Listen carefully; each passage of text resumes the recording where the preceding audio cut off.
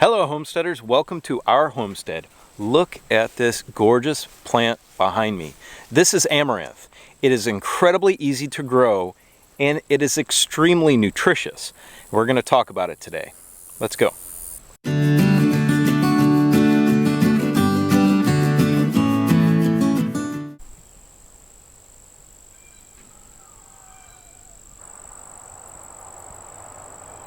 So we are going to talk about what amaranth is, what the benefits are of it, and of course how to grow and how to harvest it. And harvesting is pretty easy. All you need are a few kitchen tools. And in the future, when we grow more of this, I'm actually going to be showing you how to build your own winnowing machine. But today we're just going to stay simple. So in a previous video, which you can click on at the top of the screen, I mentioned one of the benefits of amaranth, and that it is very drought resistant. So I really haven't watered this throughout this Texas drought over the last couple of months.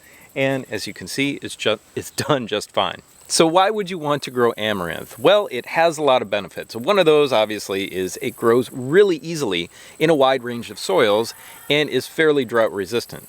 So I just sprinkled half a pack of seeds on this area about 3 months ago, and look what I have. Now, amaranth is known for actually coming back really vigorously in the same spot you planted. So keep that in mind when you're planting in your garden. And as I mentioned before, it did not take a lot of water. And this new garden bed out here was not amended very well. So it was fairly normal soil, which is for us a sandy loam, more sand than loam. Anyway, and it did really well. Now, amaranth is not a grain, it's actually a seed. And the seeds come in these flower heads. And you can see each one of these little individual things right here on the top half of the plant is a flower head. So it's a multi-headed flower, and I don't know the scientific term for that. But this whole thing is probably got, I don't know, probably 100 flowers on it. And there's a lot of seed in these. But the cool thing about the amaranth plant is that you can also eat the leaves. And as you can tell by this leaf right here, many things love to eat these amaranth leaves. I've had holy leaves on these for the entire time they've been growing. This is a rarity. So I know you're asking, what nutritional benefits does amaranth have? Well, it's very high in protein and obviously carbohydrates, but it is also very high in manganese. So honestly, for growing amaranth, just keep those basic things in mind. Doesn't need a lot of water, doesn't need super rich soil, plant it in an area where you don't mind it coming up the next year, and you're good to go. It's really that easy. And the cool and interesting thing about it also is it grows through zones 2 all the way to 11. So it pretty much grows anywhere. Now, one way to tell if your amaranth is ready to harvest is if it starts to lean over. You can see this big one behind me is really starting to lean, and we've already got some on the ground here. So it's a great time to start to harvest these. Make sure you do it though when it's dry out, because it's really quite difficult to harvest it if it's been wet or rained on. Here's a unique thing too. You can see these are laying down, the ones with the bigger heads on this side. But from the stalk, they are shooting up new shoots with new flowers on them. So the stalk itself is not dead, and you could harvest this top head and have these newer ones at this point on the stalk continue to grow and see how long they'll go. So if you're in a zone like mine, 8B, they may produce another big flower head, which I could harvest from again before our first frost. So our particular variety is called Golden Giant. You can see that big one up there. The head is probably 18 inches tall. Now, another way to tell, besides if they're laying down, to tell if they are ready to harvest, is if you can see that seed coming out and you just give it a light rub in your hand on one of the flower heads. You can see the seed in my hand. So this one is definitely ready. And we need to harvest it now before we lose all the seed off of it. So you can go around and check each head and make sure it's ready for harvest. So once you've chosen the flower heads that are ripe and ready to give up their seed, you need a paper bag. This is the simplest way to do it. As you can see, this flower head here is giant. So I'm actually going to take this off in pieces so that I can fit it into our paper bag, which isn't that big at all.